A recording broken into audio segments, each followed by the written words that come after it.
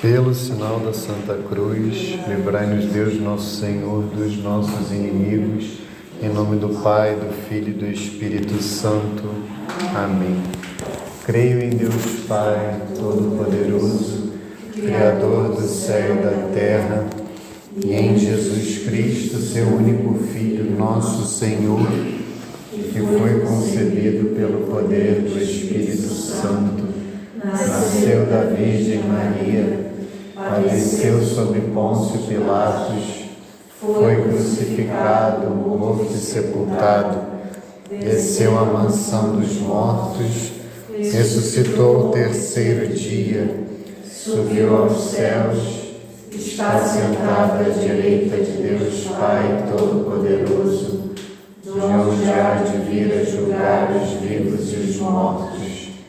Creio no Espírito Santo, na Santa Igreja Católica, na comunhão dos santos, na remissão dos pecados, na ressurreição da carne, na vida eterna. Amém. Pai nosso, que estais nos céus, santificado seja o vosso nome, venha a nós o vosso reino, seja feita a vossa vontade, assim na terra como no céu. O pão nosso de cada dia nos dai hoje, perdoai as nossas ofensas, assim como nós perdoamos a quem nos tem ofendido, e não nos deixeis cair em tentação, mas livrai-nos do mal. Amém. Vinde, Espírito Santo, enchei os corações dos vossos fiéis e acendei neles o fogo do vosso amor. Enviai o vosso Espírito e tudo será criado e renovareis a face da terra. Oremos. Ó Deus, que instruístes os corações dos vossos fiéis com a luz do Espírito Santo, fazei que apreciemos retamente todas as coisas, segundo o mesmo Espírito, e gozemos sempre da sua consolação. Por Cristo, Senhor nosso. Amém. Ave Maria, cheia de graça, o Senhor é convosco. Bendita sois vós entre as mulheres, bendito é o fruto do vosso ventre, Jesus. Santa Maria, Mãe de Deus, rogai por nós, pecadores, agora e na hora de nossa morte. Amém. Santo anjo do Senhor, meu zeloso guardador, se a ti me confiou a piedade divina, sempre me rege, me guarda, governa e ilumina. Amém. Glória ao Pai, ao Filho e ao Espírito Santo, assim como era no princípio, agora e sempre, por todos os séculos dos séculos. Amém.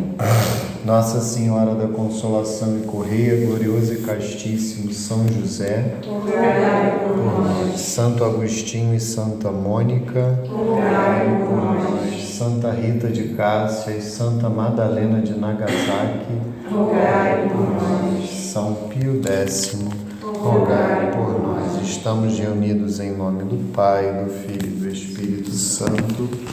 Amém. Boa tarde a todos. Estamos aqui para para terminar a nossa aula sobre o pecado original, né? Que foi será, né, a última catequese dentro da primeira parte do catecismo. A primeira parte do catecismo, que é a profissão de fé com base no credo, ela é dividida em 3 partes, cada uma delas dedicada a uma das pessoas da Santíssima Trindade, né? Então nós estamos na última catequese dedicada a Deus Pai. Nós teremos aí um recesso de 15 dias, breve, e retornaremos para a primeira catequese, né, na primeira sexta de agosto, a primeira catequese dedicada à segunda pessoa da Santíssima Trindade, o Filho, né, nosso Senhor Jesus Cristo. E eu mandarei, tá? Eu estou um pouquinho atrasado, eu não mandei, me parece, o link das duas últimas aulas, mas eu mandarei lá no grupo.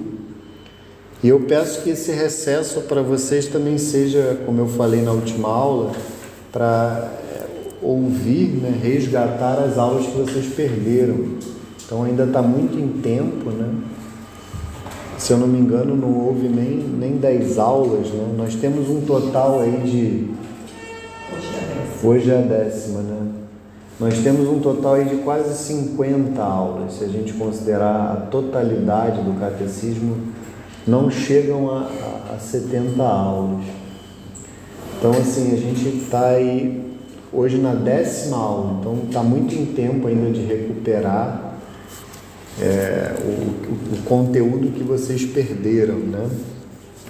Então, é até uma oportunidade para quem não esteve na aula passada, claro que não exime, né, de ouvir o áudio, mas na aula passada a gente, como eu tenho acompanhado essa aula pelo catecismo, a gente acabou não lendo o compêndio. Então vamos ler aqui das perguntas 73 a 75 o compêndio, que aí vocês terão, né, o conteúdo que foi dado na última aula. E hoje nós falaremos mais detidamente das perguntas 76 a 78, mais com base no catecismo, tá bom? Então vamos lá, a queda, né? Então, na aula passada, então, nós falamos destas perguntas aqui, 73 a 75. No catecismo é importante, tá? Eu sempre falo na aula, eu reforço isso, mas não deixem nunca de ler em casa as passagens do catecismo. É da parágrafo 385 até o 421, tá? É muito importante que vocês não deixem de estudar pelo catecismo. Como se compreende a realidade do pecado? Na história do homem está presente o pecado. Essa realidade se esclarece plenamente apenas à luz da revelação divina e, sobretudo, à luz de Cristo, Salvador de todos, que fez superabundar a graça onde abundou o pecado. O que é a queda dos anjos? Com esta expressão indica-se que Satanás e os outros demônios de que falam a Sagrada Escritura e a tradição da Igreja, de anjos criados bons por Deus, transformaram-se em maus, porque com livre e irrevogável escolha rejeitaram a Deus e o seu reino, dando assim origem ao inferno. Eles tentam associar o homem à sua rebelião contra Deus, mas Deus afirma em Cristo a sua vitória segura sobre o maligno.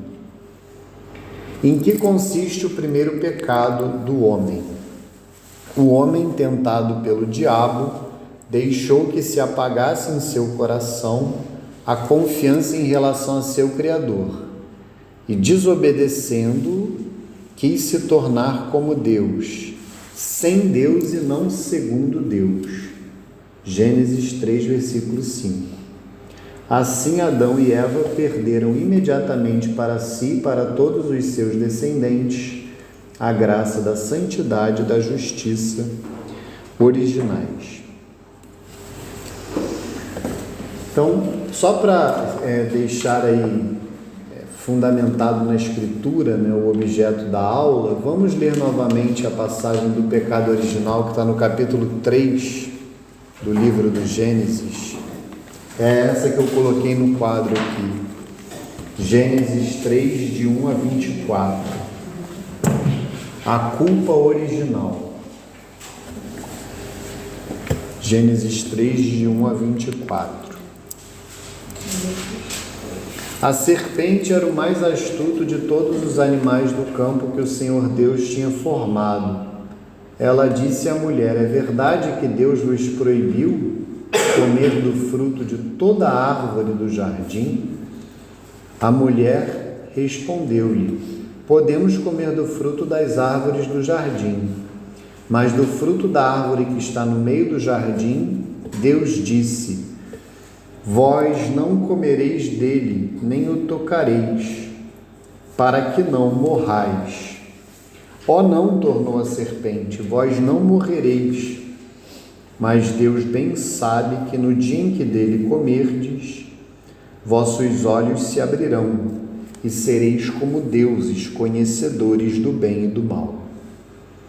A mulher, vendo que o fruto da árvore era bom para comer, de agradável aspecto e muito apropriado para abrir a inteligência, tomou dele, comeu e o apresentou também ao seu marido, que comeu igualmente.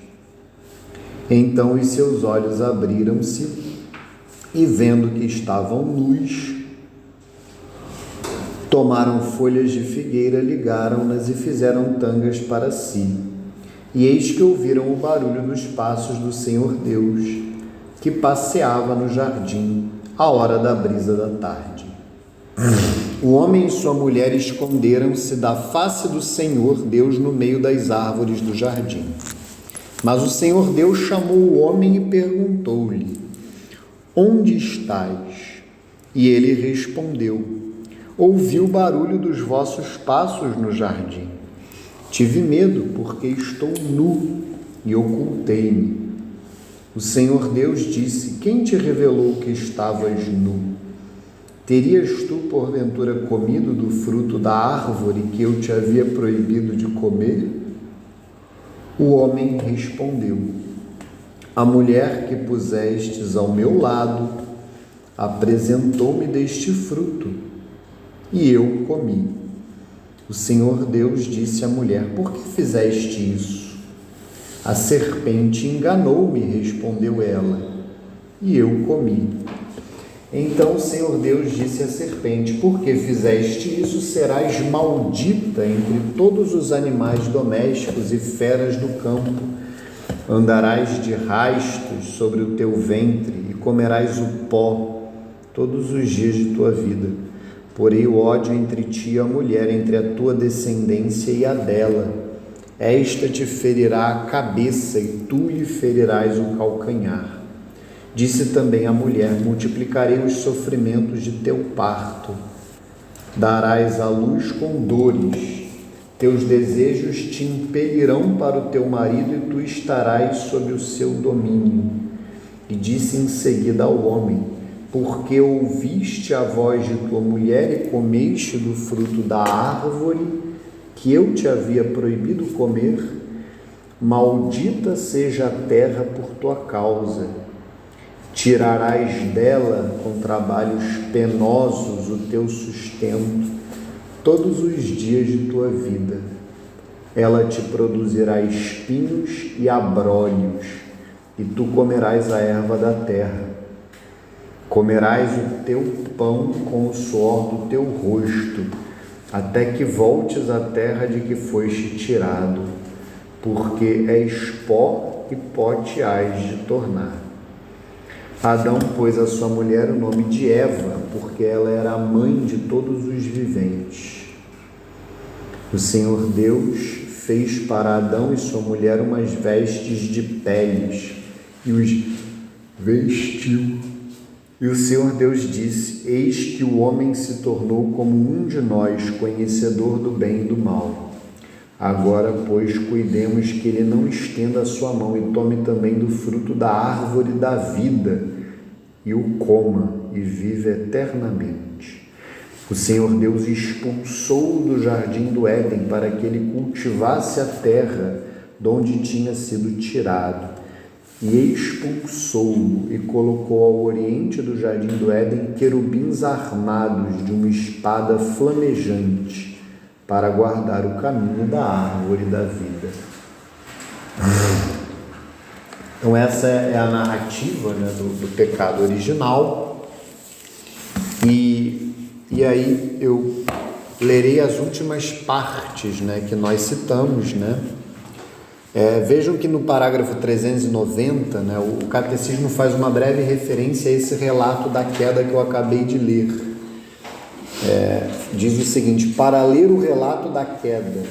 O relato da queda, Gênesis 3, utiliza uma linguagem feita de imagens, porém expõe um acontecimento primordial, um fato que ocorreu no início da história do homem.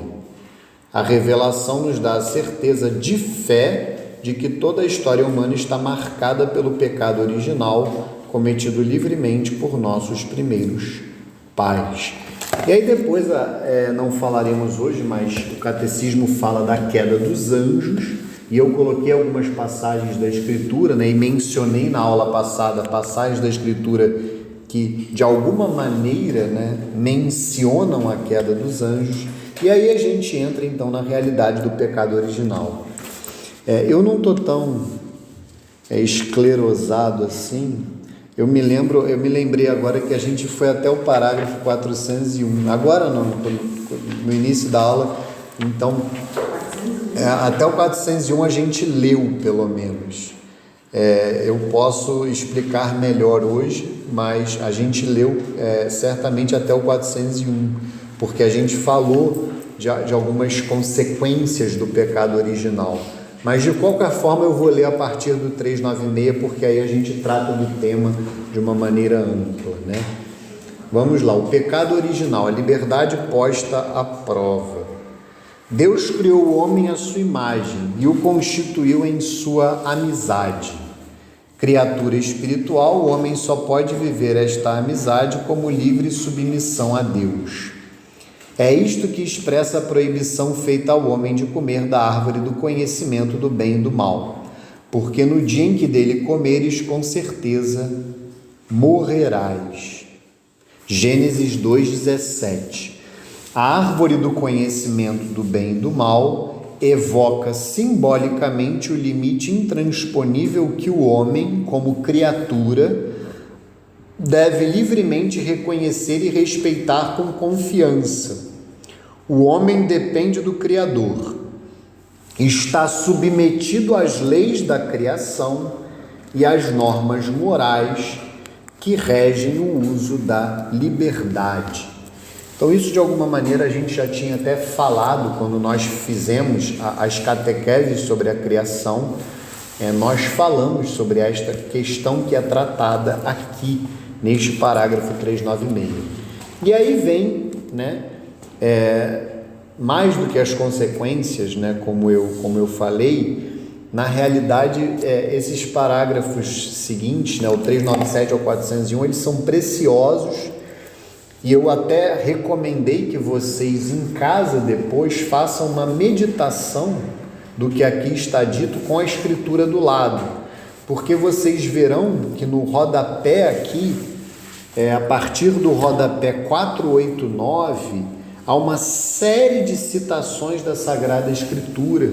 Então é muito importante, na minha visão, que vocês consigam associar essas verdades de fé, né? ou essas, mais do que verdades de fé, além da verdade de fé que é o pecado original, essa é a principal verdade de fé da qual trataremos, né, na aula de hoje. O pecado original, de fato, é uma questão de dogma de fé. Não podemos, enquanto católicos, questionar o pecado original e tudo que a Igreja ensina a respeito dele, mas também as associações que são feitas aqui à luz da Sagrada Escritura das consequências do pecado original. Porque o grande fruto espiritual que nós podemos tirar da aula de hoje é um olhar sincero para nós mesmos e observarmos como nós somos profundamente desordenados e profundamente marcados pelo pecado, profundamente miseráveis, e temos esta consequência que veremos daqui a pouco, que é a concupiscência, né? A concupiscência é uma propensão para pecar, uma propensão para desobedecer a Deus. Então, basta olharmos com sinceridade para o nosso interior, para os nossos corações, e veremos que, de fato, somos marcados. Então, vamos entender que realidade é essa do pecado original. Então, aqui é que vem a doutrina da Igreja a respeito do pecado original, primeiro sob uma ótica mais à luz da Escritura, e depois, quando falarmos das consequências do pecado de Adão para a humanidade, vocês até podem olhar lá no rodapé, que são questões mais doutrinárias. Tem até uma citação do Concílio de Trento, lá o rodapé 508, uma citação do Concílio de Trento, que tem um decreto do pecado original. Na quinta sessão do Concílio de Trento tem lá um Decretum de peccato originale. Então vejam que o Concílio de Trento ele reforçou, claro, porque o Concílio de Trento ele acontece no contexto da Contra-Reforma, a resposta católica da Igreja à revolução, à demoníaca revolução protestante, e vejam que a Revolução Protestante questiona a doutrina da Igreja sobre o pecado original, porque para um protestante, diferentemente do que ensina a fé católica, e isso é tratado no catecismo, a natureza humana para nós católicos ela está decaída, ela está doente, abalada pelo pecado original. Para um protestante não. Para um protestante ela está destruída. Por isso é que inclusive os protestantes não creem na santidade. Essa é uma das razões pelas quais um protestante não crê na santidade. Para Lutero, e Lutero concluiu isso à luz simplesmente da sua incapacidade de ser santo, Vejam que era um homem profundamente atormentado, como nós somos, mas profundamente atormentado por uma série de desordens, como nós todos somos, de uma maneira geral, mas ele, espero que diferentemente de nós, ele, a partir da sua vida desordenada, ele concluiu que a santidade não era possível, que a natureza humana de uma forma geral estava destruída, e isso não é verdade. Então vamos ver aqui, no primeiro item, uma ótica escriturística, e no segundo, uma ótica doutrinária, o que é o pecado original. Que não se trata simplesmente do primeiro pecado que foi cometido, não é isso, é muito mais do que isso. O primeiro pecado do homem. O homem, tentado pelo diabo, deixou morrer em seu coração a confiança em seu Criador e, abusando de sua liberdade, desobedeceu ao mandamento de Deus. Nisto consistiu o primeiro pecado do homem. Todo pecado daí em diante será uma desobediência a Deus e uma falta de confiança em sua bondade. Neste pecado, o homem preferiu a si mesmo e não a Deus. Com isso, menosprezou a Deus. Optou por si mesmo contra Deus, contrariando as exigências de seu estado de criatura e, consequentemente, de seu próprio bem. Constituído em estado de santidade, o homem estava destinado a ser plenamente divinizado por Deus, na glória. Pela sedução do diabo, quis ser como Deus, mas sem Deus e antepondo-se a Deus, não segundo Deus. Então eu falava na aula passada a respeito deste parágrafo que a tentação não se trata tanto em querer ser como Deus, porque de fato Deus nos chama no céu a participarmos da sua natureza divina. Mas o problema é querer ser como Deus, como está escrito aqui, é uma citação de São Máximo Confessor, que é um padre da igreja, se vocês olharem lá embaixo, ser como Deus sem Deus e antepondo-se, né? O que é antepondo-se? Contra Deus, não segundo Deus. A Escritura mostra as consequências dramáticas desta primeira desobediência. Adão e Eva perdem de imediato a graça da santidade original. Têm medo deste Deus, do qual fizeram uma falsa imagem, a de um Deus enciumado de suas prerrogativas. Vejam que todo o rodapé faz referência a um versículo da Escritura, e se vocês olharem, vocês verão que é exatamente isso, é o que a Escritura indica. Então, a primeira relação que é abalada, que é a relação fundamental das nossas vidas, da nossa existência, é a relação com Deus. No estado de santidade e justiça original, no qual o homem havia sido criado, o homem e a mulher, havia uma relação ordenada com Deus. E essa relação é a primeira que é abalada, e sempre acontece assim.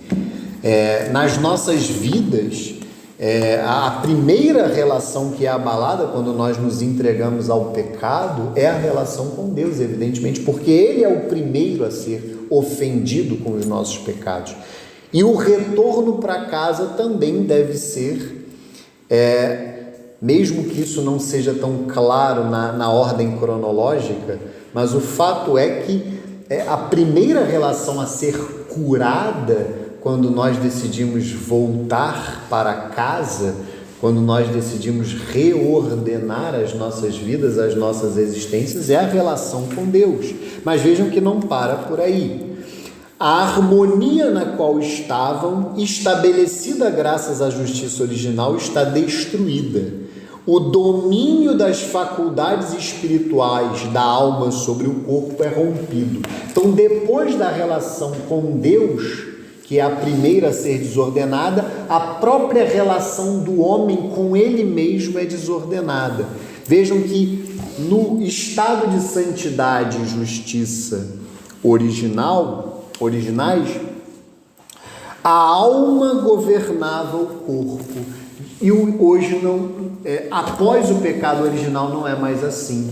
A tentação é que o corpo governe a alma, e isso acontece conosco. É o que acontece, por exemplo, comigo, né? Quando eu, na calada da noite, sou dominado a comer os brindes lá que os meus filhos ganham nas festas, né? E a minha esposa briga comigo depois que as crianças querem comer e não tem mais. Então, ali o meu corpo, a minha gula dominou, né? E com falsos pretextos, não, eu tenho que ficar acordado, porque eu tenho que trabalhar, eu estou com sono, eu tenho que comer aqui uma bala para me deixar acordado. Então, nessas horas a gente arruma desculpa para tudo. Então, vejam que o homem que é desordenado pelo pecado original, o corpo, a tentação é que o corpo governe a alma, né? As faculdades espirituais da alma, que as principais são a inteligência e a vontade, elas que deveriam governar o corpo. O que acontece é o contrário. Então vejam, amar a Deus sobre todas as coisas é o primeiro mandamento, né? A relação com Deus, e amar ao próximo como a si mesmo. Então, se é como a si mesmo, a segunda relação fundamental é do homem com ele mesmo. Amar a si mesmo de maneira ordenada, antes de amar o próximo. O próximo é o terceiro, é a terceira relação. E vejam que o pecado, como falamos há pouco, né, é um amor desordenado por si mesmo. Esse é o pecado fundamental, que está na raiz de todos os outros, que em grego é chamado de filautia, né? Filáusia. No português é filáusia. A filáusia é o pecado que está na doutrina, né, dos padres da igreja, como São Máximo Confessor.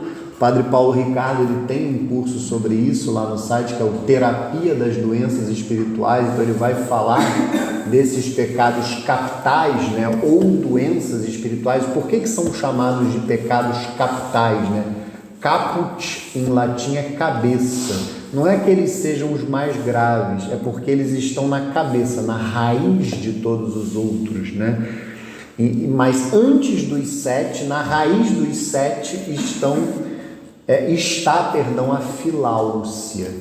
Este amor desordenado, o querer ser como Deus, como está escrito aqui, sem Deus. É um amor desordenado por si mesmo. É um amor de si contra si. E aí vem a questão do amor ao próximo. A união entre o homem e a mulher é submetida a tensões. Suas relações serão marcadas pela cupidez e pela dominação. Vejam, então, aqui o amor ao próximo. O machismo e o feminismo não são fenômenos do século passado, como eu dizia na última aula, são fenômenos consequência do pecado original. Então é ridículo, né, esse discurso, como se essas tensões, né, entre o homem e a mulher, né, fossem algo recente, ou como se somente agora nós nos atentássemos para isso. Evidentemente que não. Desde o início, a partir do pecado original, há uma desordem na relação do homem com o seu próximo. E é claro que isso vai se manifestar de maneira mais grave ainda dentro da família, e consequentemente na relação entre o homem e a mulher, como mostra de maneira muito clara a Escritura, né? Quando Deus pergunta ao homem, né, se ele comeu, ele, além de colocar a culpa em Deus, porque ele diz a mulher que o Senhor me deu, né? Então ele coloca a culpa em Deus e na mulher. Então aqui de maneira muito clara a gente vê a desordem na relação com Deus e com o próximo, no caso com a mulher. E aí vejam a questão, falam, por exemplo, hoje dessas questões chamadas de ambientais, né? Como se fosse também algo recente. A desordem na relação do homem com a criação é consequência do pecado original. Então não é o Greenpeace que vai resolver os problemas ditos ambientais. Quem vai resolver é a fé católica, é a conversão das pessoas. Então não adianta essas ONGs de malucos, né, que colocam as plantas no lugar de Deus, né, e desprezam o ser humano e desprezam o próprio Deus. Não é isso que vai resolver. Na realidade é a fé católica, a conversão, a virtude, a luta pela santidade. Vejam, a harmonia com a criação está rompida. A criação visível tornou-se para o homem estranha e hostil. Por causa do homem, a criação está submetida à servidão da corrupção. Enfim, se realizará a consequência explicitamente anunciada para o caso de desobediência. O homem voltará ao pó do qual é formado. A morte entra na história da humanidade. Essa é a principal consequência. Por natureza, o homem morreria. A alma, ela é imortal, mas o corpo, né? O corpo morreria, né? O homem pereceria por natureza, mas ele recebeu de Deus um dom que é chamado de préternatural, né? E graças a este dom, o homem era imortal antes do pecado original. E como Deus havia avisado, caso o homem caísse em pecado, desobedecesse a Deus, comesse do fruto da árvore do conhecimento do bem e do mal, ele morreria. E essa foi a principal consequência. Aí vejam como o pecado ele tem essa característica, essa propriedade, né, hoje fala-se muito do sistema, né? A culpa é do sistema, né? A gente não sabe se é Windows, se é iOS, se é da Samsung, da Apple, mas o pecado ele tem essa característica de se converter num sistema de pecados, né? De se alastrar, como a Escritura diz, tem um salmo que diz: um abismo leva a outro abismo, né? Então, o pecado ele tem esta característica, que é o que acontece a partir do pecado original. É o que vai falar o parágrafo 401. a partir do primeiro pecado, uma verdadeira invasão do pecado inunda o mundo. O fratricídio cometido por Caim contra Abel. Vejam que, como o Padre Paulo falou numa homilia recente, a primeira morte da história da humanidade não foi de um pai de família rodeado pelos seus filhos, não foi uma morte natural. Um dos filhos de Adão e Eva matou o seu irmão, no caso Caim matou Abel.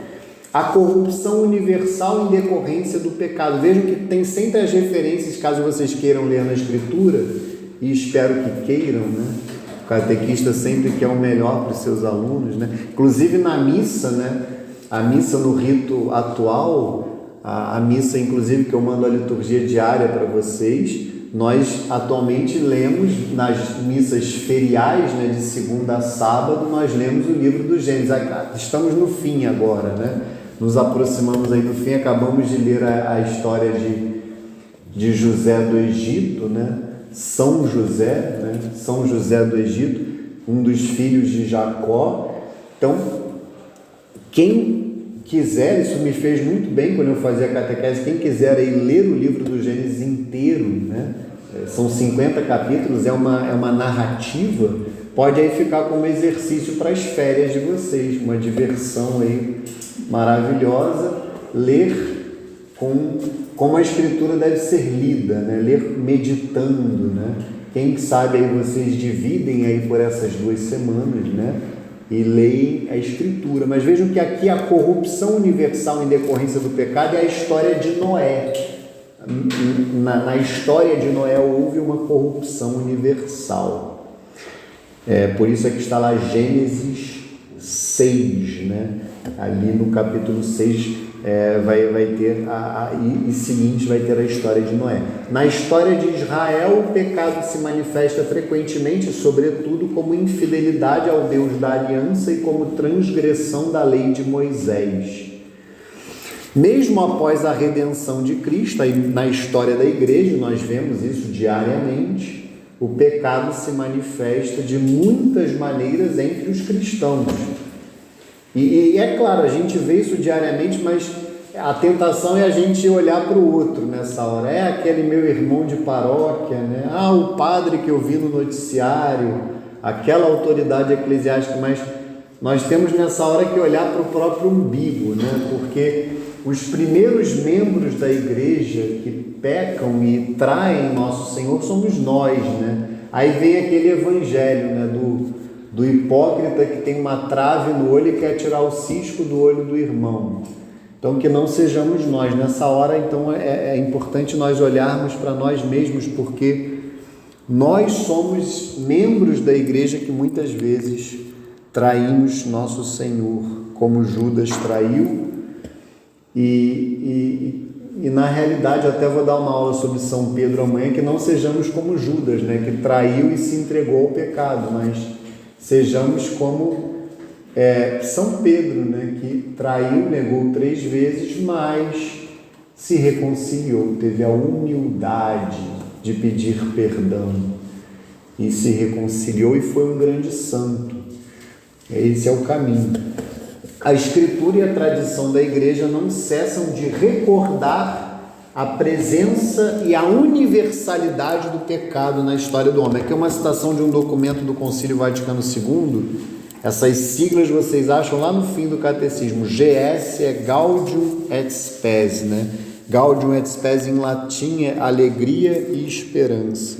O que nos é manifestado pela revelação divina concorda com a própria experiência. De fato, o homem, vejam, olhando para seu coração, descobre-se também inclinado ao mal e mergulhado em múltiplos males que não podem provir de seu Criador, que é bom. Muitas vezes, recusando-se a reconhecer Deus como seu princípio, o homem destruiu a devida ordem em relação ao fim último e, ao mesmo tempo, toda a sua harmonia consigo mesmo, com os outros homens e com as coisas criadas. É um resumo muito bom, inclusive, do que nós acabamos de ler. E aí vem as consequências do pecado de Adão para a humanidade. Aí, como eu falei anteriormente, vai ser sobre uma ótica mais doutrinária. O que é então o pecado original? Vejam que o pecado original ele não é um ato simplesmente. Existe o pecado original enquanto ato. Aquele ato que foi praticado pelos nossos primeiros pais, Adão e Eva. Mas o pecado original não é isto, enquanto doença, né, espiritual, nós poderíamos dizer, essa natureza decaída que é transmitida de geração por geração. Isso é o pecado original. Por que eu, que nasci em 87, nasci com o pecado original? É claro que isso é um mistério, como o catecismo, a igreja reconhece com muita humildade, isso é um mistério. Mas o fato é que eu, em 87, nasci marcado com o pecado original e por isso é tão urgente que a gente batize os bebês, né? E hoje, infelizmente, perdeu-se esse senso de urgência. A vida está muito complicada, né? Eu falo até por experiência própria, não vou me colocar... Antigamente, nós batizávamos os nossos filhos, né? Nós, que eu digo, nós católicos, né? No primeiro dia, né? Hoje você tem que organizar ali uma recepção mínima, né? Para chamar os parentes. Aí, que maravilha, 3 dias. Hoje, eu, por exemplo, os meus filhos são batizados assim, eu sempre levo uma garrafa de água para o parto, porque se acontecer alguma coisa, eu batizo ali na hora, isso é importante. O pai tem esse papel ali, já que o pai pode entrar agora na sala de parto, antigamente não podia, que ele não fica ali igual um bobão, né? Como se diz na terra da minha mãe, um 2 de paus, né? Ele tem uma utilidade ali, ele leva uma garrafinha de água benta, né? De preferência água benta, para batizar o bebê se houver algum problema ali. Mas o fato é, os meus filhos foram batizados ali, eu tenho tentado encurtar isso, mas de 1 mês a 2 meses ali de vida. Mas é sempre um conflito ali em casa com a minha esposa, que ela fica... a mulher, claro, tem esse senso do dever, de organizar minimamente ali, mas a vida era mais simples antigamente. Por que isso? Porque não podemos permitir que os nossos filhos morram sem o batismo, morram no paganismo. O batismo a gente vai estudar sobre ele, né? O batismo ele dá a filiação divina. Nós não somos filhos de Deus quando nós nascemos, quando nós somos concebidos. A filiação divina ela é dada no batismo. E o pecado original, nós nascemos com ele. O perdão do pecado original acontece no batismo. Então, por isso, por mais que o bebê seja fofinho, e de fato o bebê ele é fofinho, ele é amável, mas ele não é inocente nesse ponto. Nós não nascemos inocentes, essa é a questão. Nós nascemos marcados pelo pecado, e isso é sanado, remido. Pensem na cruz de Nosso Senhor. A maneira pela qual, vou usar um termo típico da renovação carismática, né, que hoje está na moda, a maneira da pessoa tomar posse da cruz de Cristo é o batismo. A maneira através da qual a cruz de Cristo alcança as pessoas é o batismo. Essa é a maneira ordinária. A pessoa ela não nasce salva. Essa é a questão. É através do batismo que o Espírito Santo é derramado, que a pessoa entra na igreja. Mas com relação à aula de hoje, o pecado original ele é perdoado no momento do batismo. Nós somos marcados, mas muito importante, as consequências do pecado original continuam. E no caso assim, Pedro, que se uma criança, por exemplo, morre sem ter sido batizada, ela vai para o inferno? Não, inferno não. Ela não vai para o inferno, isso é certo. Ela não é condenada ao inferno. Até porque ela não cometeu pecados pessoais. O que leva ao inferno são os pecados pessoais graves que são cometidos e não são confessados. Esse é um tema muito polêmico hoje, né? Porque tradicionalmente, eu confesso para você que eu não me debrucei sobre essa questão até hoje, até quase que de propósito, né? Porque essa é uma questão realmente bem polêmica, que até hoje eu não sei se essa é uma questão doutrinária ou se tem debate teológico envolvido. Até hoje eu já ouvi as duas opiniões, que é a questão do limbo, né? Do limbo, se o limbo é uma hipótese teológica, já te dou a palavra, ou se o limbo é uma verdade de fé. Porque, por exemplo, eu já li o Papa Bento XVI dizer que o limbo é uma hipótese teológica, mas ele disse isso não enquanto Papa, ele disse isso enquanto teólogo. Eu li isso num livro dele, mas já Papa. Um livro, muito provavelmente que ele escreveu, quase com certeza eu posso afirmar que ele escreveu já sendo Papa, mas ele escreveu enquanto teólogo, que o limbo seria uma hipótese teológica hoje em desuso. E por outro lado, eu já convivi com muitas pessoas que dizem que o limbo é uma verdade de fé que foi reiterada pelo magistério da igreja ao longo de séculos. O que é o limbo, né? O limbo não é um lugar de sofrimento, esse é o primeiro ponto. As pessoas falam do limbo como se fosse assim, um lugar de sofrimento eterno, muito pelo contrário. O limbo é um lugar de felicidade eterna.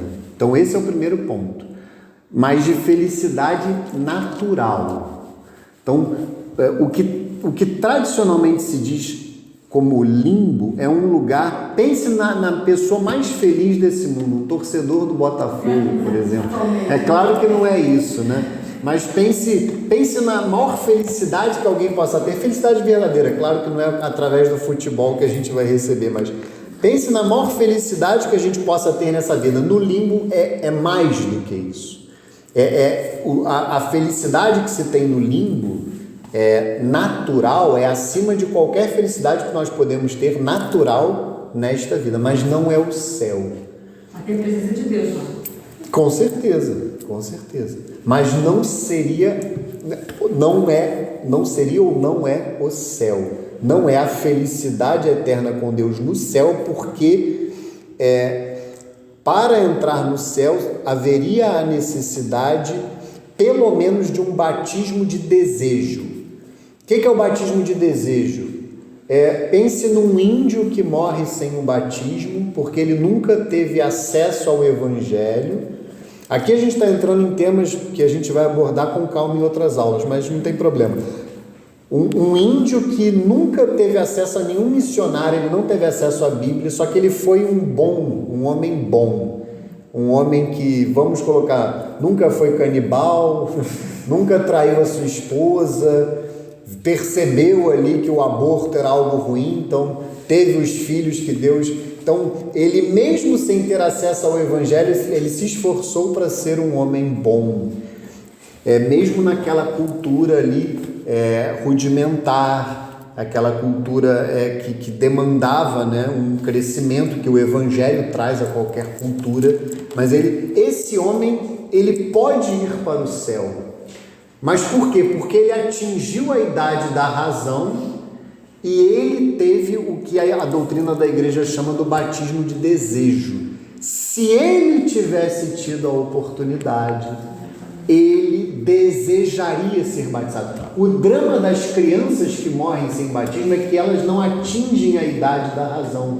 Então elas não têm nem a oportunidade de ter essa escolha, esse ato racional, né, de ser bom. Porque a criança, entendamos isso, os nossos filhos, a minha menina que tem 2 anos, ela não peca, mas ela também não age com virtude. Ela não tem atos de virtude, porque ela ainda não faz uso da razão. O que tem nela de amor, o que tem nela de traços de virtude, é porque ela é uma moça, né, uma menina, né, a Ana Cecília, que foi criada à imagem e semelhança de Deus. Ela já é batizada, mas o que ela faz que é bom, não é feito de maneira racional, não é virtude. Então, esse é o grande drama da questão das crianças que morrem sem batismo, porque elas não atingiram a idade da razão. Então, fica realmente sem uma hipótese. E o que o catecismo vai falar? Esse catecismo diz, aí eu falei da hipótese do limbo, que eu não sei se é uma hipótese, porque eu não me debrucei sobre isso, como eu falei, quase que de propósito, porque para mim é uma questão, pessoalmente, é uma questão dolorosa, né? Não pessoalmente, porque...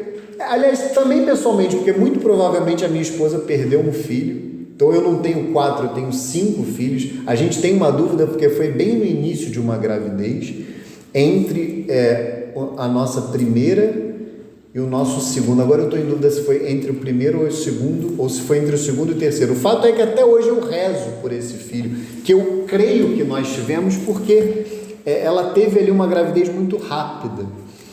E então, assim, para o meu filho que morreu sem o batismo, presumamos que ela tenha engravidado, o nosso 5º filho, o nosso 2º ou 3º, que eu botei o nome de José Mateus, eu nem sei se era um menino, mas o fato é que eu estou sentindo falta de um filho chamado José, porque a gente só teve um menino, agora já está vendo a 3ª menina.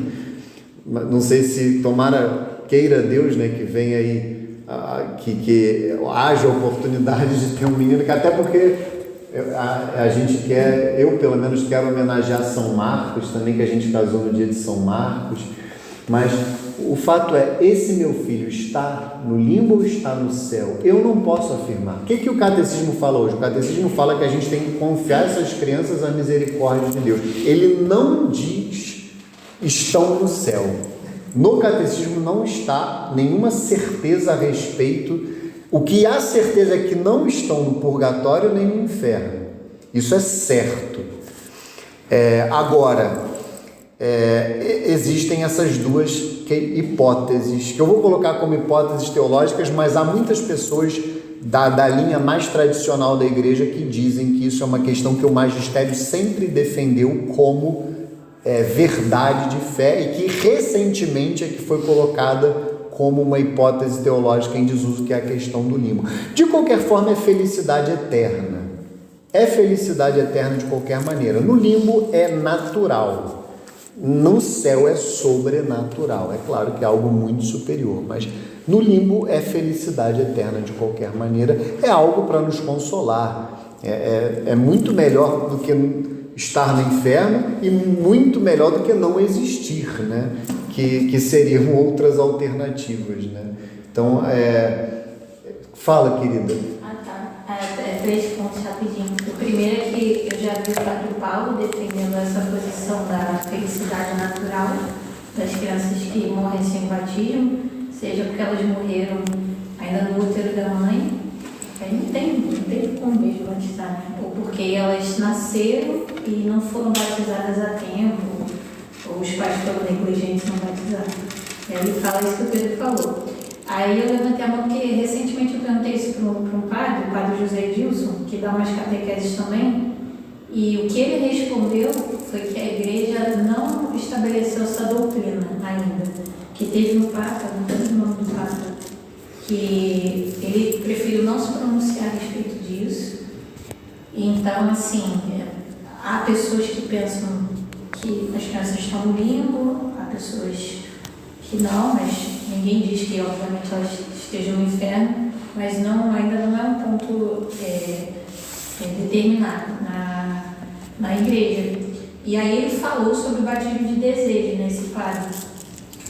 Ele é um padre muito estudioso, né, muito bom, e ele falou assim, da mesma forma que um adulto...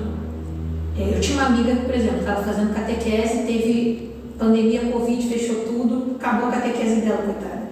E ela não era nem batizada, e ela ficou muito preocupada. Ela, se eu morrer aqui, o que vai acontecer comigo? Eu falei, não se preocupa, porque você tem batismo de desejo, Deus sabe que no seu coração... O catecúmeno, aquele que está fazendo a catequese, é uma hipótese de batismo de desejo, é a mais clara, inclusive. Mas aí é o adulto, mas e a criança? E a criança que já nasceu, morreu, sem batismo no útero da mãe. Aí o padre José Edilson falou, há de se considerar, isso é a opinião dele, sim, ele é teólogo. Há de se considerar o desejo de batismo dos pais. Então ele falou, desejo, você que está grávido, você que é pai, que o seu filho está ainda na barriga da sua mulher, ou tu acabou de nascer, desejo no seu coração que essa criança seja batizada o quanto antes. Porque Deus, que é misericórdia, há de levar isso em conta também, né? Porque, como ele falou, a criança não faz uso da razão, então como é que ela vai ter esse desejo? Mas assim como, se ela nascer, os pais vão batizá-la, os pais podem desejar o batismo dela e isso ser levado em conta.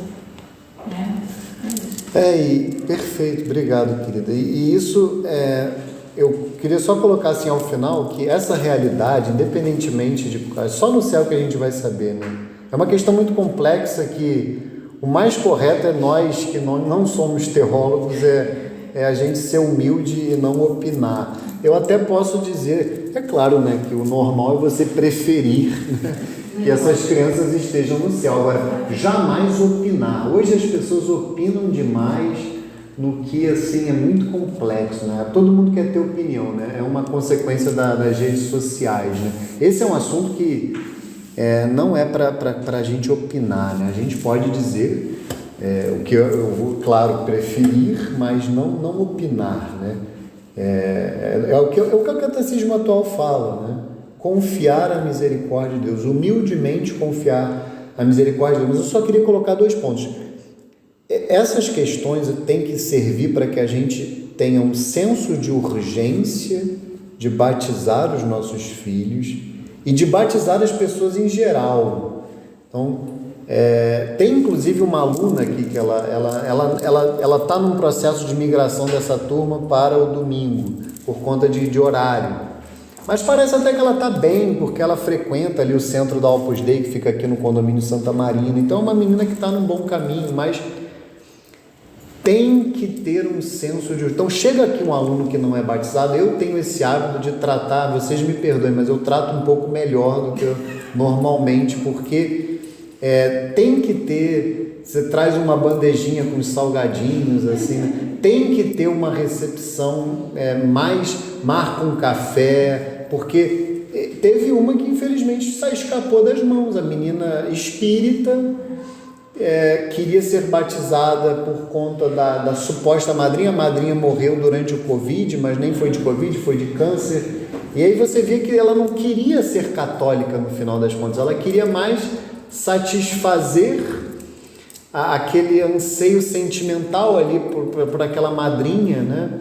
Mas ela não deu o passo da fé, foi uma tristeza. A gente espera que em algum momento ela dê, mas assim, eu cheguei a tomar mais de um café com ela, mas eu vi que naquele caso ali não tinha o que fazer, é só rezar. Mas quando chega alguém não batizado, seja adulto, seja criança, principalmente com os nossos filhos, nossos netos até se for o caso, ter o senso de urgência de batizar. Então às vezes aconselhar, no caso de quem já está para ser avô, e se perceber que os filhos estão meio relaxados com isso, aconselhar, né, a batizar. E o outro caso também, a consequência, é como a gente deve abominar o aborto, né? Porque o aborto coloca uma multidão de pessoas, além de privá-las da vida neste mundo, que também é uma bênção, mas priva a pessoa da graça do batismo, né? Independentemente do que vai acontecer depois, mas priva a pessoa da graça do batismo, da graça, por exemplo, de assistir à Santa Missa, né? De comungar. E está para ser julgado agora no STF. Inclusive eu participei de uma audiência com o cardeal essa semana, o Dom Arani, e foram lá 2 meninas. Elas aproveitaram que eu tinha uma audiência e eu encaixei as 2 lá, porque elas foram falar com o cardeal sobre uma DPF que está no Supremo para legalizar, né, entre aspas, descriminalizar o aborto até a 3ª semana. Então, se isso passar no Supremo Tribunal Federal, qualquer mulher sem motivo nenhum vai poder praticar o aborto até o 3º mês, né? 3ª semana, no 3º mês, 12 semanas. Olha que gravidade isso. Essas meninas que estão aí fora totalmente desamparadas, sem fé, sem qualquer doutrina, sem família. O que essas meninas farão, né? Com esse discurso vitimista, né? Como se gravidez fosse uma desgraça na vida da pessoa. Então, e o STF hoje lá com vários demônios, né, de toga, Deus que me perdoe, pelo menos servos do demônio, eu poderia dizer. Não vou julgar se eles fazem isso por malícia ou por ignorância, mas o fato é que objetivamente são servos de Satanás. E só com a misericórdia, né? Só com muita oração, penitência, mas o católico tem que abominar o aborto e abominar a cultura da morte, né? Essas organizações que promovem o aborto, aqueles temas polêmicos que eu falei também, que eu até dei um abraço em vocês para vocês voltarem, e vocês voltaram. A contracepção que está dentro da cultura da morte, a própria... Tudo que visa destruir a família, né? Todas essas legislações que querem facilitar o divórcio, tudo isso está no mesmo... O lobby gay, tudo está no mesmo pacote. Tudo isso a eutanásia, tudo isso a gente pode chamar de cultura. O católico tem que odiar, abominar a cultura da morte, e não a pessoa, mas os atos das pessoas que promovem a cultura da morte. Nós temos que abominar. E a raiz também está no que a gente aprende nessa aula. Então vamos aqui para as consequências do pecado, né, de Adão para a humanidade. Aí vem a explicação do que é o pecado original. É uma explicação muito boa, inclusive, fica bem explicadinho, assim, fica bem claro para nós. Todos os homens estão implicados no pecado de Adão. São Paulo afirma: pela desobediência de um só homem, a humanidade toda tornou-se pecadora. Romanos 5,19. Pois como o pecado entrou no mundo por um só homem, e por meio do pecado a morte, e a morte passou para todos os homens, porque todos pecaram. Romanos 5,12. A universalidade do pecado e da morte, o apóstolo opõe à universalidade da salvação em Cristo. Como a falta de um só acarretou a condenação para todos os seres humanos, assim a justiça de um só trouxe para todos a justificação que dá a vida. Romanos 5,18. Eu vou ler essa passagem daqui a pouco. Esse raciocínio é muito bom para a gente entender esse mistério do pecado original. Da mesma maneira que com a morte de Cristo na cruz, nosso Senhor sofreu, deu a sua vida por nós na cruz, ressuscitou ao terceiro dia, subiu aos céus, derramou o Espírito Santo, e tudo isso que a gente pode chamar de mistério pascal, tudo isso beneficiou a humanidade inteira. Eu falei aqui, o ato pelo qual, né, a gente, aquela linguagem carismática, o ato pelo qual a gente toma posse, né, dessa graça do mistério pascal é o batismo.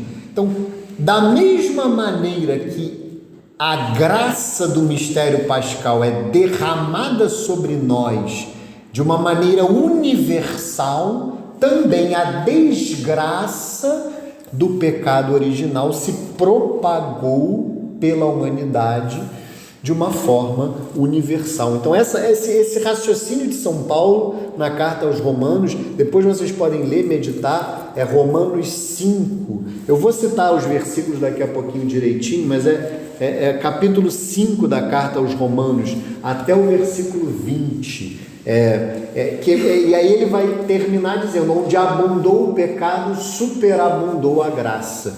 Essa passagem é espetacular porque a gente entende. É um mistério da iniquidade, né, de um lado, e o mistério da graça, né? O mistério da salvação de um outro lado.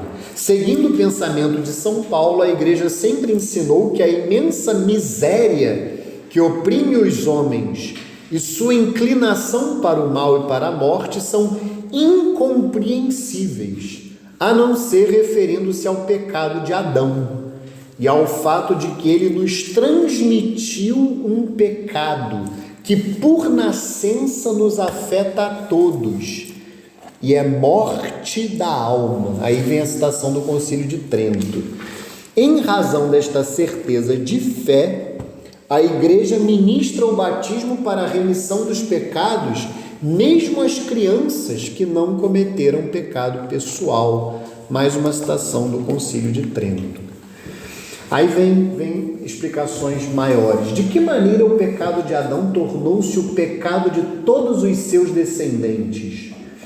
O gênero humano inteiro é em Adão como um só corpo de um só homem, em virtude desta unidade do gênero humano, todos os homens estão implicados no pecado de Adão, como todos estão implicados na justiça de Cristo. A transmissão do pecado original é, contudo, um mistério que não somos capazes de compreender plenamente. Sabemos, porém, pela revelação, que Adão havia recebido a santidade e a justiça originais não exclusivamente para si, mas para toda a natureza humana. Ao cederem ao tentador, Adão e Eva cometem um pecado pessoal, mas este pecado afeta a natureza humana, a qual eles transmitirão em um estado decaído. Mais uma citação do Concílio de Trento. É um pecado que será transmitido por propagação à humanidade inteira, isto é, pela transmissão de uma natureza humana privada da santidade e da justiça originais. Por isso o pecado original é denominado pecado, entre aspas, de maneira analógica. É um pecado contraído e não cometido. Um estado e não um ato. Vejam, é um estado da natureza humana que está decaída. Embora próprio a cada um, o pecado original não tem em nenhum descendente de Adão caráter de falta pessoal.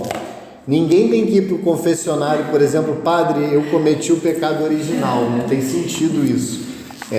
Não tem lógica. Não é um pecado pessoal. Consiste na privação da santidade e da justiça originais, mas a natureza humana não está totalmente corrompida. Aqui vem o erro dos protestantes. Ela está ferida em suas próprias forças naturais, submetida à ignorância, ao sofrimento e ao poder da morte, e inclinada ao pecado. Esta propensão ao mal é chamada concupiscência. Então, a concupiscência é uma inclinação ao pecado, é a propensão ao mal, é a propensão para desobedecer a Deus, que todos nós temos, isso é muito claro. Todos nós, com exceção, é claro, de Nossa Senhora, que foi concebida sem o pecado original, São João Batista, que nasceu sem o pecado original, por isso é que ambos são celebrados na sua natividade, não apenas na sua morte. Não sei se vocês sabem isso. Nossa Senhora é celebrada na sua natividade em 8 de setembro e São João Batista no dia de São João, 24 de junho, porque ambos nasceram santos, nasceram sem pecado original. Nossa Senhora porque foi já concebida sem pecado original. É o dogma de fé da Imaculada Conceição, que nós celebramos no dia 8 de dezembro, que é dia santo de guarda, inclusive. São João Batista, ele foi curado, o batismo de São João Batista, de alguma maneira, foi na visitação de Nossa Senhora. Ali, Nosso Senhor Jesus Cristo, no ventre de Nossa Senhora, ele curou São João Batista do pecado original, então ele já nasce santo. Seria o primeiro milagre de Jesus? De alguma forma... Você falou que é o... Não, porque nas bodas de Caná ali foi o primeiro milagre já adulto, e com vida pública, Por isso é que é chamado de primeiro milagre. Mas ali, de alguma maneira, sim, pode ser dito que ali houve, não posso dizer que se foi o primeiro, porque eu não sei se aconteceu algo no caminho, mas o fato é que ali sim parece ser o primeiro, Mas também o Padre Paulo fala naquele curso que ele deu sobre São José, que talvez São José também tenha nascido sem pecado original, ou tenha sido também curado do pecado original. Isso também não é doutrina da igreja, mas é uma possibilidade também. E é interessante que São José também tem duas datas no calendário litúrgico, que é o dia de São José propriamente dito e o dia de São José operário, Então, mas o fato é que São José isso não é tão propagado como no caso de São João Batista, que de fato isso fica mais claro porque em agosto, que eu não tenho na cabeça, não sei se é 25 de agosto, nós celebramos o martírio de São João Batista. Então, para São João Batista fica mais claro do que para São José. Embora próprio a cada um, o pecado original não tem em nenhum descendente de Adão caráter de falta pessoal. Deixa eu ler aqui. O batismo lá embaixo, ao conferir a vida da graça de Cristo, apaga o pecado original e faz o homem voltar para Deus. No entanto, as consequências de tal pecado sobre a natureza, enfraquecida e inclinada ao mal, permanecem no homem e o incitam ao combate espiritual. Então vejam que o pecado original, ele é perdoado, ele é apagado com o batismo, mas as suas consequências permanecem. O que nós vemos nos nossos filhos, muitas vezes. A melhor maneira de ver isto de forma clara é numa criança já batizada. Uma criança batizada, ela continua propensa a fazer o mal, mesmo que sem ser pecado pessoal, ainda sem fazer uso da razão. Mas ela muitas vezes ela é egoísta, por exemplo, com os seus brinquedos, ela tem ciúme. Então ali a gente vê, ela ainda não comete pecado pessoal, ela já foi batizada, mas ela está ali propensa ao mal. A concupiscência é uma consequência do pecado original. Então isso é muito claro. Vejam que essa doutrina ela se manifesta de forma claríssima, como toda a doutrina da igreja, né? Na nossa vida, né? Concreta. A doutrina da igreja sobre a transmissão do pecado original nas letras pequenas adquiriu precisão, sobretudo no século V, em especial sob o impulso da reflexão de Santo Agostinho contra o pelagianismo, e no século XVI em oposição à reforma protestante. Aí são duas heresias, né? Aí vai explicar o que é o pelagianismo. Pelágio sustentava que o homem podia, pela força natural de sua vontade livre, sem a ajuda necessária da graça de Deus, levar uma vida moralmente boa. Limitava assim a influência da falta de Adão a de um mau exemplo. Então, Pelágio dizia que para nós sermos santos bastava nós seguirmos o exemplo de nosso Senhor. Nós leríamos o Evangelho e seguiríamos o exemplo. E é evidente que isso na prática não é assim. A gente lê,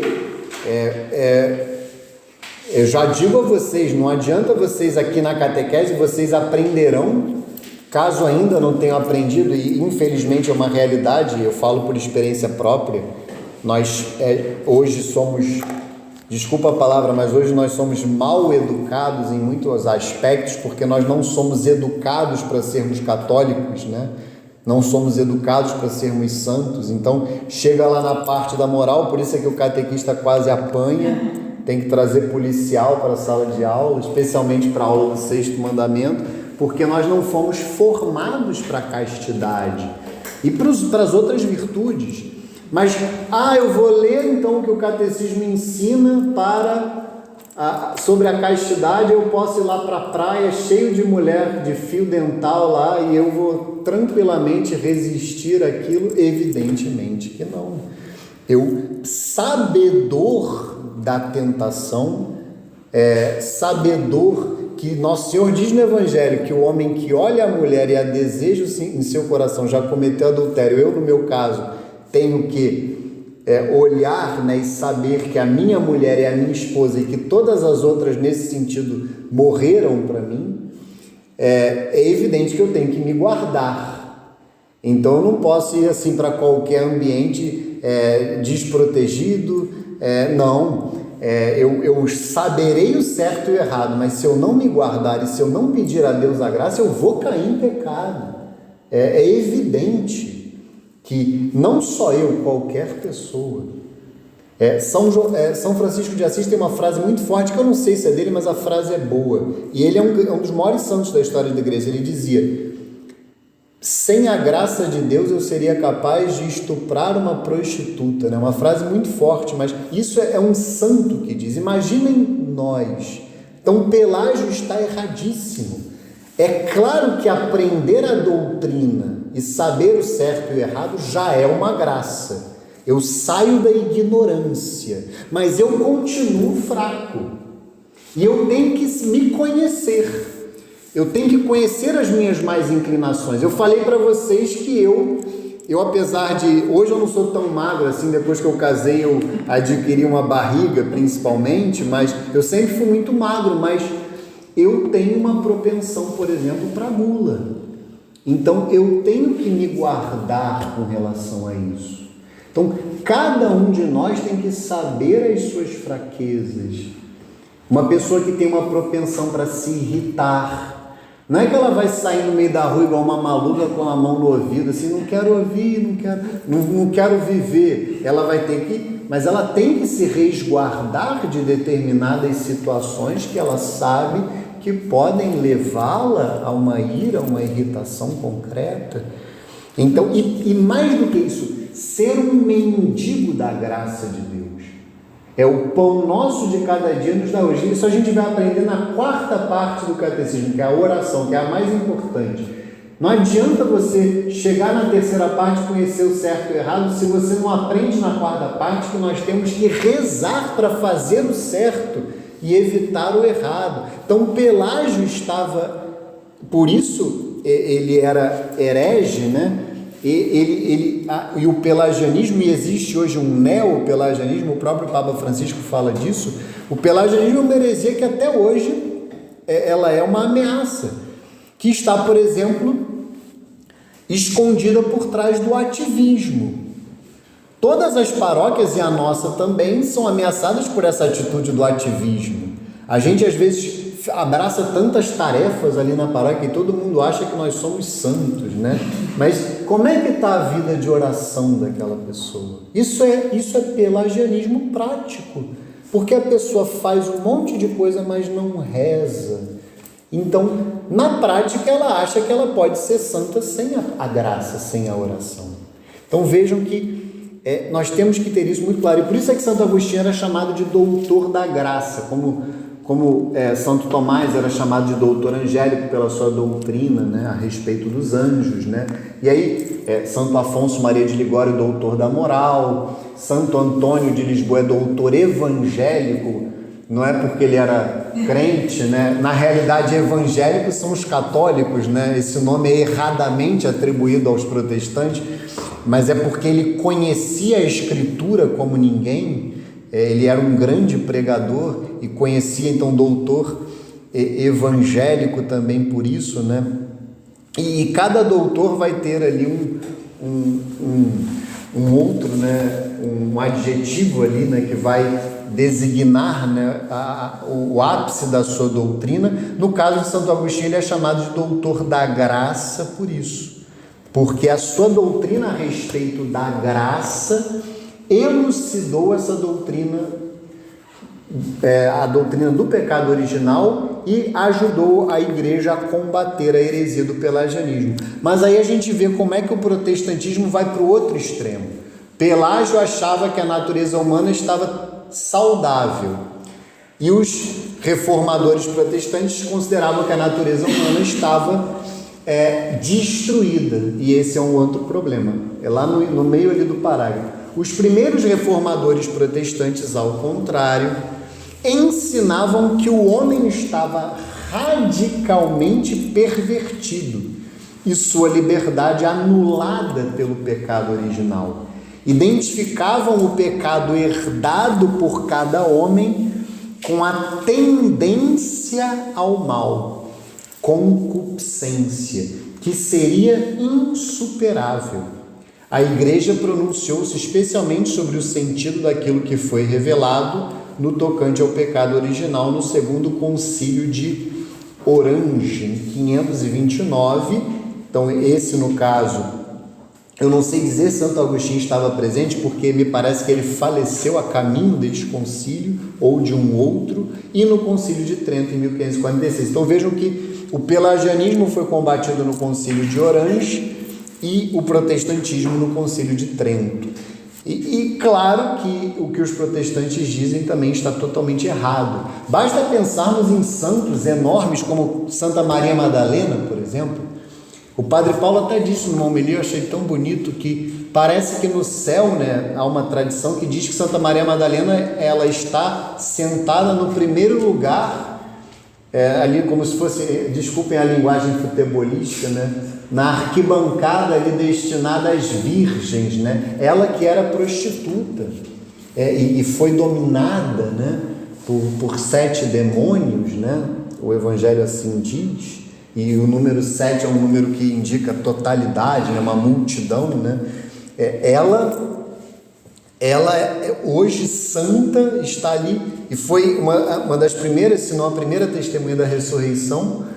Ela está ali no primeiro lugar das virgens, né? Por quê? Porque a graça de Deus, ela é capaz de nos restaurar, desde que nós sejamos humildes para pedir a graça, e sempre pedir, porque o problema é que a gente não pede, o problema é que a gente acha que consegue fazer sozinho, aí a gente cai, e eu falo isso por experiência própria, contra-testemunho, né?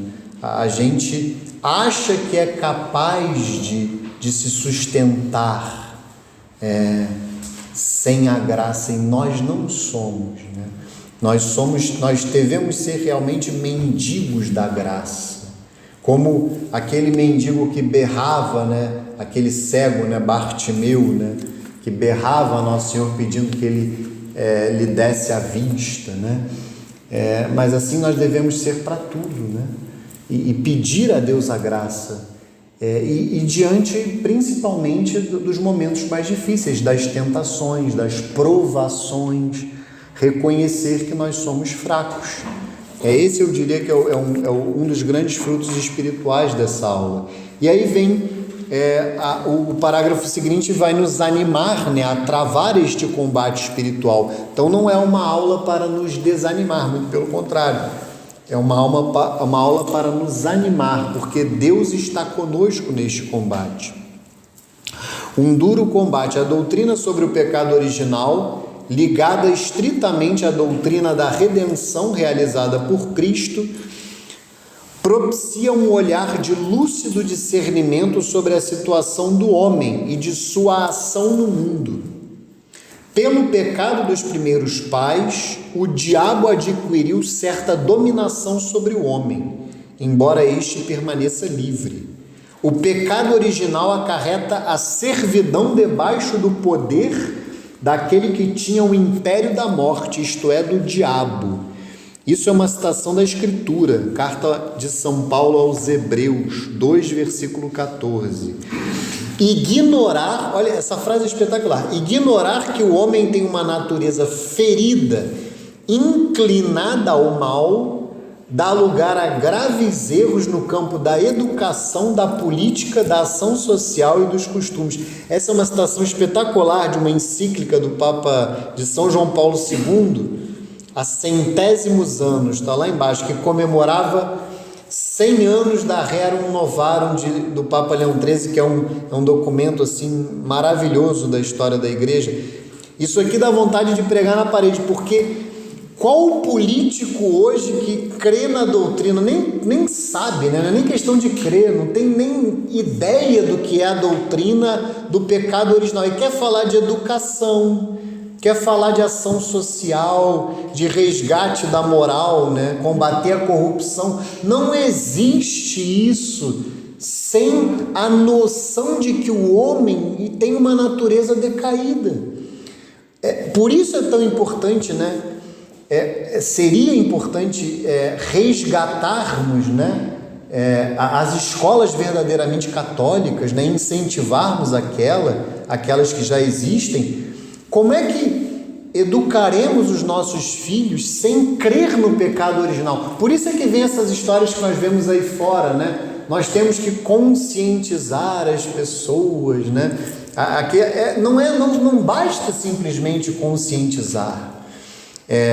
Além de ensinar a pessoa, nós temos que ter a noção de que aquela pessoa que eu ensino, que eu educo, ela é marcada, ela é ferida pelo pecado original, até para que eu tenha paciência com ela. E por isso é que a gente vê tantas aberrações, como Paulo Freire, por exemplo, toda essa questão de uma educação que nós vemos que deixa... não vamos deixar a criança livre, né, para que ela seja criativa, né? Então, uma educação que perde o rigor necessário. Porque como é que se educa alguém sem rigor? Não é espancar a criança, não, gente. Não é para chamar o conselho tutelar, não. É uma educação paciente, perseverante, mas rigorosa no sentido de que dá limites, de que disciplina e que reitera comandos. É uma educação que leva de fato a bons hábitos, que nós chamamos, né, isso de virtudes, né? Então vejam como ignorar essa doutrina do pecado original inviabiliza qualquer política social, eu poderia dizer. E hoje os políticos não têm a menor ideia do que seja isso, né? Não tem fé na realidade, né? E claro que as medidas serão paliativas e insuficientes. As consequências do pecado original e de todos os pecados pessoais dos homens conferem ao mundo em seu conjunto uma condição pecadora, que pode ser designada com a expressão de São João, o pecado do mundo, João 1:29. Com esta expressão se quer expressar também a influência negativa que exercem sobre as pessoas as situações comunitárias e as estruturas sociais que são frutos dos pecados dos homens. É uma citação de um documento de São João Paulo II, Reconciliatio e Penitência. Então vejam, as estruturas sociais certamente elas influenciam. A questão é que elas não determinam as escolhas, né? Então a gente tem que ter muito cuidado para também não cair nesses discursos vitimistas, né? E que nos levam a eximir de culpa as pessoas que livremente optam pelo caminho do mal. É o que a gente vê na chamada hoje, a expressão popular, a bandidolatria, né? Hoje tem um movimento de idolatria dos bandidos, né? A polícia é o demônio e os bandidos são pobres coitados, né? Então é evidente que isso é um erro, mas é claro que estruturas sociais marcadas pelo pecado, como consequências do pecado, elas influenciam que aquele pecado continue. Isso é evidente. Mas qual é a solução para isso? É a fé católica. A solução é sempre a fé católica. Não é o comunismo, né? Não são essas falsas soluções que nós vemos por aí. Esta situação dramática do mundo, que inteiro está sob o poder do maligno, faz da vida do homem um combate. Uma luta árdua contra o poder das trevas perpassa a história universal da humanidade. Iniciada desde a origem do mundo, vai durar até o último dia, segundo as palavras do Senhor. Envolvido nesta batalha, o homem deve lutar sempre para aderir ao bem. Ele não pode alcançar sua unidade interior senão com grandes esforços e com o auxílio da graça de Deus. É mais uma ótima citação da Gaudium et Spes. Vejam que a nossa vida é um combate. O livro de Jó diz, né? É uma luta a vida do homem sobre a terra. Então, nós devemos travar com coragem, né, este combate espiritual, sabedores que ele vai durar, né, até o nosso último suspiro. E Deus não nos abandona, Deus está conosco e não pedirá de nós nenhuma luta sem nos dar as graças necessárias para travá-la, ou sem nos oferecer, melhor dizendo, eu poderia dizer melhor, Ele nos oferece as graças necessárias, mas Ele apenas nos dará se nós pedirmos estas graças e estivermos devidamente abertos, né, com os corações abertos para receber estas graças.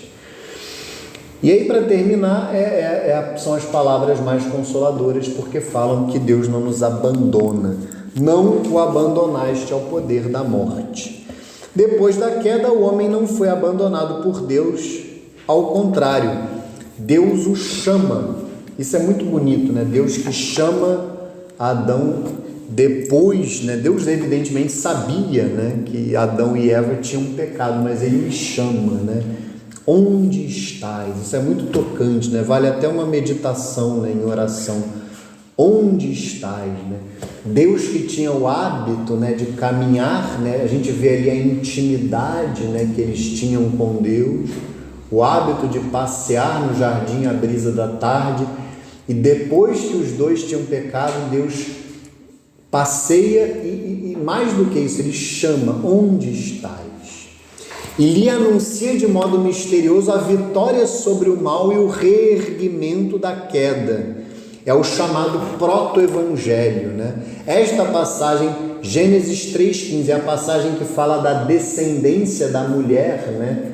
Ou da própria mulher, que também pisa na cabeça da serpente. Esta passagem do Gênesis foi chamada de proto-evangelho, por ser o primeiro anúncio do Messias Redentor, do combate entre a serpente e a mulher e da vitória final de um descendente desta última. É por isso que várias imagens de Nossa Senhora têm e também a Nossa Senhora a pisar a cabeça da serpente, como Nossa Senhora das Graças. E também no filme do Mel Gibson chama a atenção naquela cena do Horto das Oliveiras, que Nosso Senhor pisa na cabeça daquela cobra, né? Também é uma referência, né, a essa passagem também. A tradição cristã vê nesta passagem um anúncio do novo Adão, que por sua obediência até a morte de cruz, Filipenses 2,8, repara com superabundância a desobediência de Adão. Além disso, numerosos padres e doutores da igreja veem na mulher anunciada no proto-evangelho a mãe de Cristo, Maria, como nova Eva. Foi ela que primeiro e de forma única se beneficiou da vitória sobre o pecado conquistada por Cristo. Ela foi preservada de toda a mancha do pecado original. Aí lá tem a bula, que vocês podem ver na internet depois, a bula de proclamação do dogma da Imaculada Conceição em 1850, que é a Inefabilis Deus, a bula de Pio IX, está lá na citação. E durante toda a vida terrestre, por graça especial de Deus, não cometeu nenhuma espécie de pecado. Então, essa é a fé da igreja. Nossa Senhora nunca cometeu pecado pessoal, tá? Além de ter sido preservada do pecado original. Por que, no entanto, Deus não impediu o primeiro pecado, o primeiro homem de pecar? São Leão Magno responde: a graça inefável de Cristo deu-nos bens melhores do que aqueles que a inveja do demônio nos havia subtraído. Santo Tomás de Aquino: nada obsta que a natureza humana tenha sido destinada a um fim mais elevado após o pecado. Com efeito, Deus permite que os males aconteçam para tirar deles um bem maior. Donde a palavra de São Paulo: onde, porém, se multiplicou o pecado, a graça transbordou. E o canto do Exultet. Esse canto ele é um canto da solene vigília pascal, no sábado de Aleluia. Ó feliz culpa que mereceu tal e tão grande Redentor. É uma citação de Santo Tomás de Aquino, da Suma Teológica.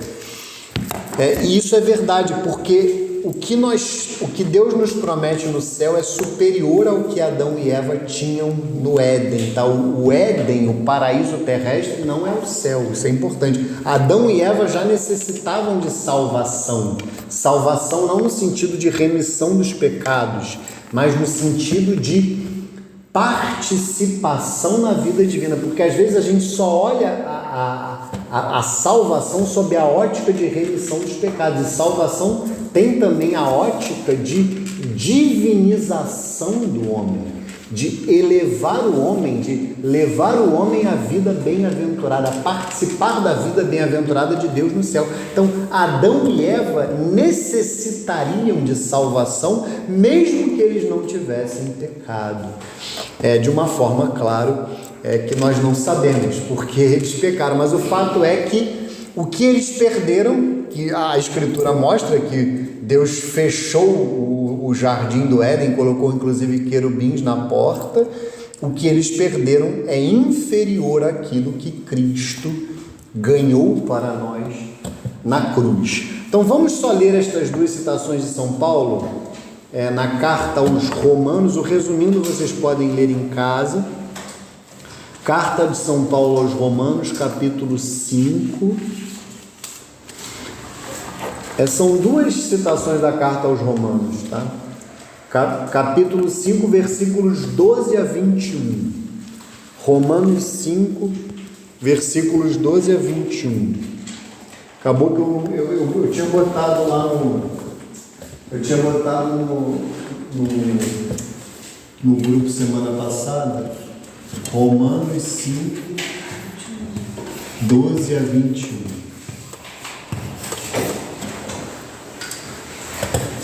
Por isso, como por um só homem entrou o pecado no mundo, e pelo pecado a morte, assim a morte passou a todo o gênero humano, porque todos pecaram.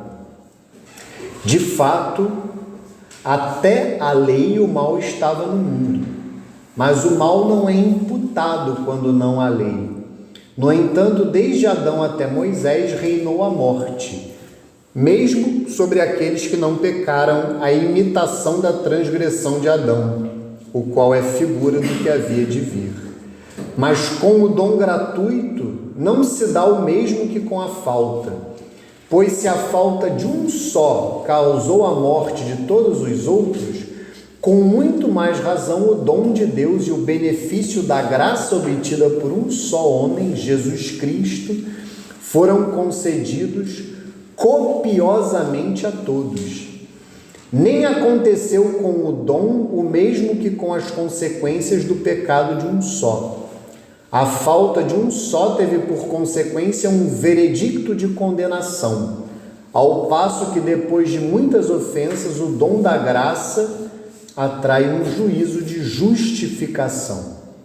Se pelo pecado de um só homem reinou a morte por esse único homem, muito mais aqueles que receberam a abundância da graça e o dom da justiça reinarão na vida por um só, que é Jesus Cristo. Portanto, como pelo pecado de um só a condenação se estendeu a todos os homens, assim por um único ato de justiça recebem todos os homens a justificação que dá a vida. Assim como pela desobediência de um só homem foram todos constituídos pecadores, assim pela obediência de um só, todos se tornarão justos. Sobreveio a lei para que abundasse o pecado, mas onde abundou o pecado, superabundou a graça. Assim como o pecado reinou para a morte, assim também a graça reinaria pela justiça, para a vida eterna por meio de Jesus Cristo, nosso Senhor. Essa passagem é maravilhosa. Tudo que a gente lê aqui, vocês podem meditar depois, tá? Fiquem à vontade. O professor vai ficar feliz. No capítulo 7 da carta aos Romanos, aí vejam que aqui São Paulo fala do pecado original de maneira muito clara. É Romanos 7, a partir do versículo 14. Aqui é belíssima maneira, belíssima e dura, né? Porque aí a gente vê a realidade do pecado original. Romanos 7, 14 a 26. Eu olhei para a mesa e a Bíblia estava na minha mão, só Jesus. Sabemos de fato que a lei é espiritual, mas eu sou carnal, vendido ao pecado. Não entendo absolutamente o que faço, pois não faço o que quero, faço o que aborreço. E se faço o que não quero, reconheço que a lei é boa. Mas então não sou eu que o faço, mas o pecado que em mim habita. Eu sei que em mim, isto é, na minha carne, não habita o bem, porque o querer o bem está em mim, mas não sou capaz de efetuá-lo. Não faço o bem que quereria, mas o mal que não quero. Ora, se faço o que não quero, já não sou eu que faço, mas sim o pecado que em mim habita. Encontro, pois, em mim esta lei. Quando quero fazer o bem, o que se me depara é o mal. Deleito-me na lei de Deus no íntimo do meu ser. Sinto, porém, nos meus membros outra lei, que luta contra a lei do meu espírito e me prende à lei do pecado que está nos meus membros. Homem infeliz que sou, quem me livrará deste corpo que me acarreta à morte? Graças sejam dadas a Deus por Jesus Cristo, nosso Senhor. Assim, pois, de um lado, pelo meu espírito, sou submisso à lei de Deus, de outro lado, por minha carne, sou escravo da lei do pecado. Então vejam que aqui ele fala de forma muito clara do pecado original, né? Que muitas vezes nós somos sabedores, né, do certo e do errado, mas infelizmente caímos, né, no pecado, né? Não fazemos o bem que nós gostaríamos. Mas é claro, faço a ressalva de que, por mais que São Paulo aqui tenha falado até de maneira muito poética, isso não, evidentemente, a não ser em casos muito drásticos, isso não retira a culpa pessoal. Pensem em exceções aí, por exemplo, um alcoólatra, né? O alcoólatra, ele peca até o momento em que ele se torna viciado no álcool. A partir do momento em que ele está viciado, a culpa ela é muito amenizada, porque o vício tira a liberdade da pessoa. Então, aí quando não há liberdade, não há a culpa grave, né? Isso tem que estar claro também para nós. Mas, em regra, quando São Paulo fala aqui do pecado que em mim habita, né, isso não retira a nossa liberdade de fazer o bem. Deus nos dá a graça, está disposto a nos dar. Se nós não pedimos, nós pecamos também porque não pedimos a graça. Então aí, só para a gente finalizar, vamos ler das perguntas 76 a 78.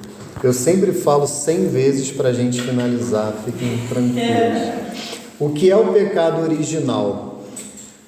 O pecado original no qual todos os homens nascem é o estado de privação da santidade e da justiça originais. É um pecado por nós contraído, não cometido. É uma condição de nascimento e não um ato pessoal. Em virtude da unidade de origem de todos os homens, ele se transmite com a natureza humana aos descendentes de Adão, não por imitação, mas por propagação. Essa transmissão permanece um mistério que não podemos compreender plenamente.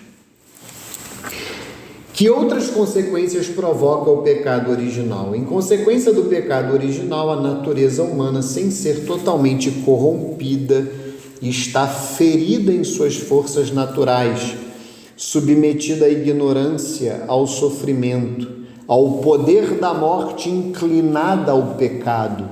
Essa inclinação é chamada concupiscência. Depois do primeiro pecado, o que fez Deus?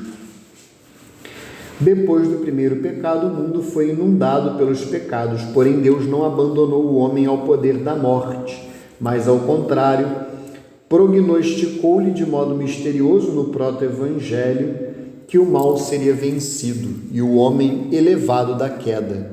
É o primeiro anúncio do Messias Redentor. Por isso a queda será chamada de feliz culpa, porque mereceu tal e tão grande Redentor. Como eu te falei anteriormente, essa é uma citação da liturgia da Vigília Pascal, mais especificamente do chamado precônio pascal, que é o canto do Exultet. Então vamos rezar para entregar, né, para Deus, para Nossa Senhora, os frutos espirituais desta aula e também o nosso período de recesso, para que seja edificante também o prosseguimento da nossa catequese a partir de agosto. Em nome do Pai, do Filho e do Espírito Santo. Amém. Ave Maria, cheia de graça, o Senhor é convosco. Bendita sois vós entre as mulheres, bendito é o fruto do vosso ventre, Jesus. Santa Maria, Mãe de Deus, rogai por nós, pecadores, agora e na hora de nossa morte. Amém. Glória ao Pai, ao Filho e ao Espírito Santo, assim como era no princípio, agora e sempre, e por todos os séculos dos séculos. Amém. Nossa Senhora da Consolação e Correia, glorioso e castíssimo São José, rogai por nós. Santo Agostinho e Santa Mônica, rogai por nós. Santa Rita de Cássia e Santa Madalena de Nagasaki, rogai por nós. Estamos reunidos. São Pio X, rogai por nós. Estamos reunidos em nome do Pai, do Filho e do Espírito Santo. Amém. Fiquem com Deus. Até a próxima aula.